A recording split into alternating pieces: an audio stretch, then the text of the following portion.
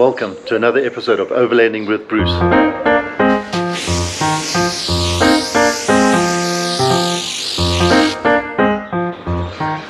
I'm not going to teach you how to wash your car now, so don't worry. In this episode, I'm going to show you how I installed my VHF radio. We're going to talk about the GPS, and we're going to talk about technology as well as rooftop tent options.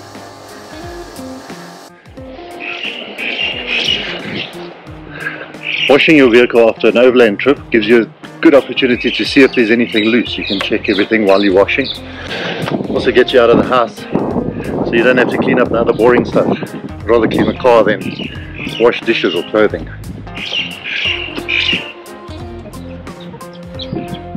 And yes, I am wearing my Jeep shirt.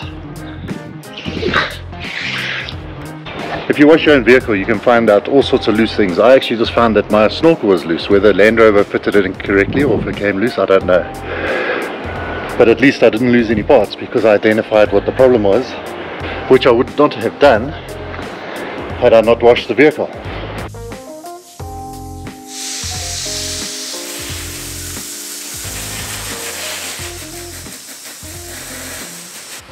But in order to find out if this vehicle can be used for overlanding, perhaps we need to understand what does the term overlanding mean. Let's go to Google.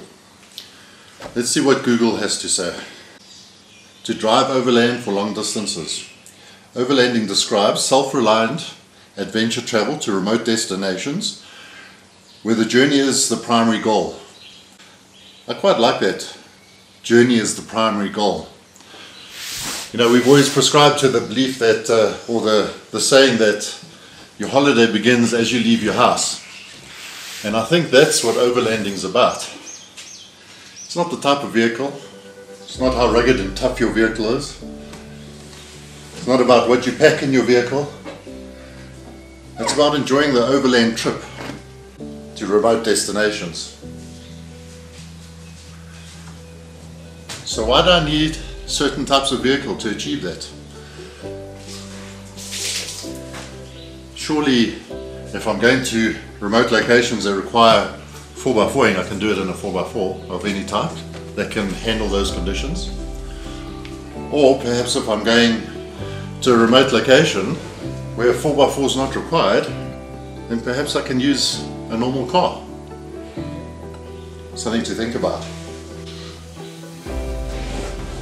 I think a lot of people are starting to think that overland you need to have a certain amount of fridges, a certain type of vehicle, you need to be crashing through bushes, possibly damaging your fancy vehicles, and that's why you need these older style vehicles.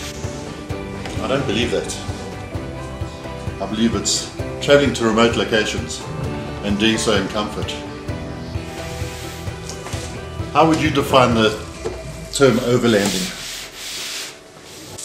How would you define it? Maybe make a comment in the below and let me know what you think overlanding entails and means. Because I've been led to believe that you have to have a rough and tough vehicle where you're going to spend hours and hours fighting through mud, maybe the jungle, where there's no roads, no tracks. And by the way, that's not environmentally friendly anymore. To create new tracks, so don't be doing that, please. But yeah, I mean, in Africa we have a lot of dirt roads that we travel. Do we really go bundu bashing, as they say, which is crashing through grasslands or bush? So why does a new Defender not fit into an overlanding profile? Why can it not be used or considered as an overlanding vehicle? Surely if you can kit it out, fit some accessories to allow you to live out of the vehicle and go to travel in some remote destinations, then you're overlanding. It doesn't say anything about how long you should do it to qualify as an overlander. It doesn't say anything about the type of vehicle. It doesn't say anything about any of it. So what is it that we're all carrying on about having these rough and tough vehicles? If you watch programs like 4x4 24/7, That's a very different type of vehicle that they use in their programs than what we would use to go to Botswana. Perhaps we've been led to believe that overlanding has to meet certain criteria because people want to sell us stuff that generally you don't need, stuff that maybe we carry too much of. We're all guilty of it. But do you really need 5 different types of pot to cook in? Maybe one pot can meet a number of requirements. Do you really need 2 different types of gas stoves? Maybe one can fill both requirements. Just something to think about. Okay, the next little modification that I've done. Perfect little spot for it. If you want to know where the cables run, I need to tidy them up still. But they basically run, they've been tucked underneath here, underneath up the dash, and then more or less in this place where your clutch would be, there's actually a big round grommet that you can go into the engine compartment. And then from there, you're basically coming out about 20 centimeters below this. The cable then runs along here. Be careful that you don't trap it in the windscreen wiper mechanism, and then the cable runs all the inside of this A-pillar all the way up here. You can actually see the cable here, it's tucked in, and then up to the roof with a little quarter wave antenna. So very easy modification, and then I've just used a cigarette lighter socket to power the radio, so I don't splice into any of the standard wiring. That moves me on to the next topic, and that's technology. Let's start off with the GPS. I purchased a Garmin Overlander thinking it was the best option for the remote travel in southern Africa, and I'm starting to believe that it's not. The reason I say that is that on a recent trip to Botswana, the GPS seemed to get very confused on some of the tracks that we traveled.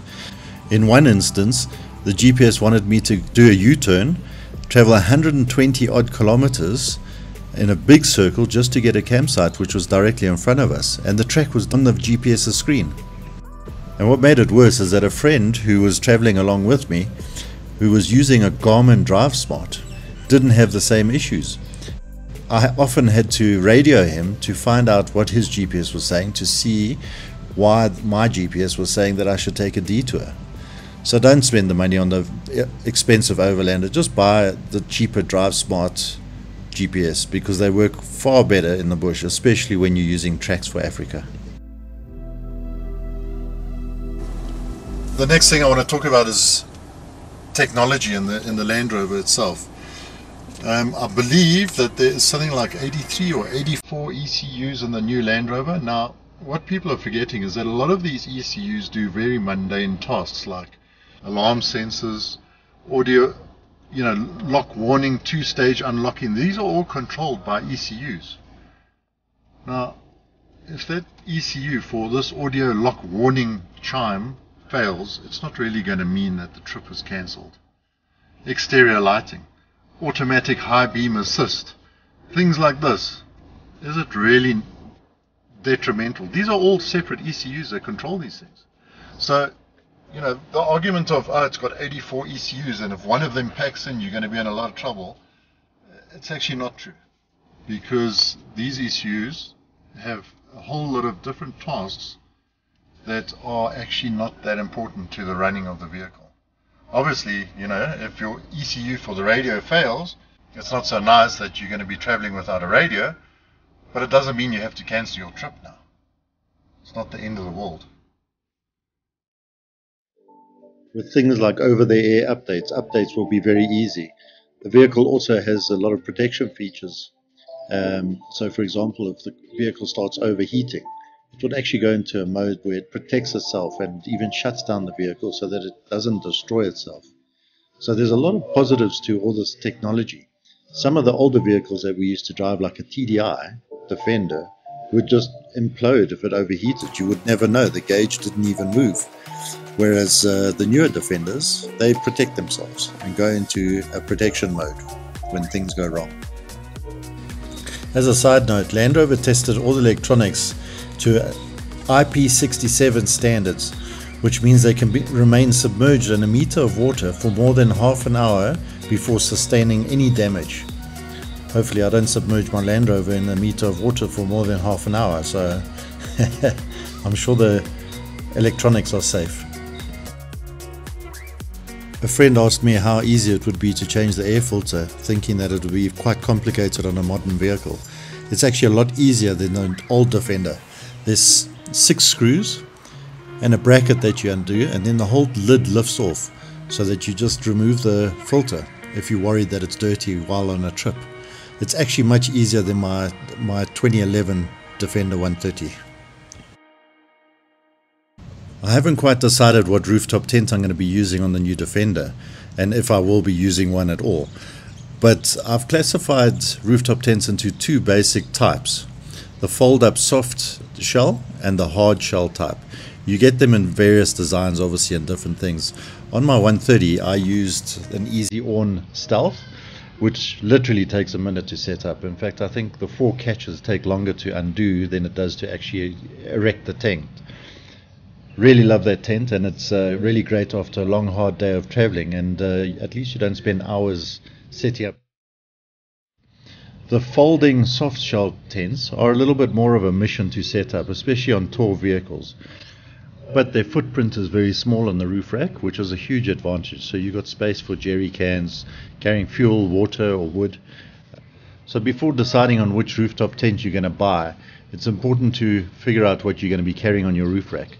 Also, things you've got to think about is where you're going to get changed if you're in public areas or places where there's other campsites.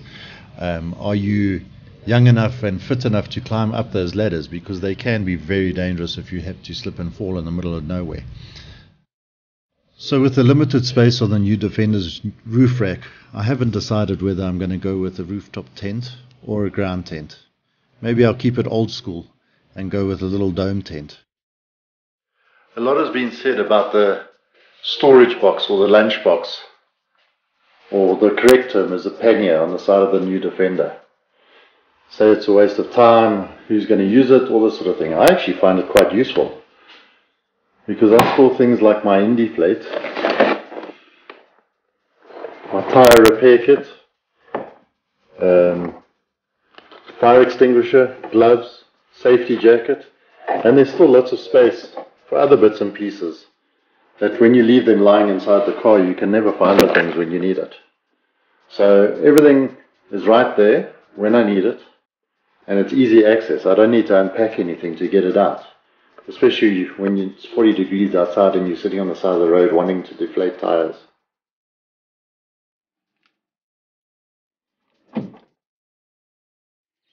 In the next episode, we'll look at the rear packing system. I wanted to do it for this episode, but unfortunately a lot of the suppliers are closed for the Christmas holidays, so I'll only be able to do it next year. In a few weeks' time we're going to be going away to test some of the equipment. I'll do a walk around at that time for you to show you what I've done, and I'd appreciate any suggestions that you may have. So thank you for the support, thank you for the comments, and thanks for all the suggestions. Take care.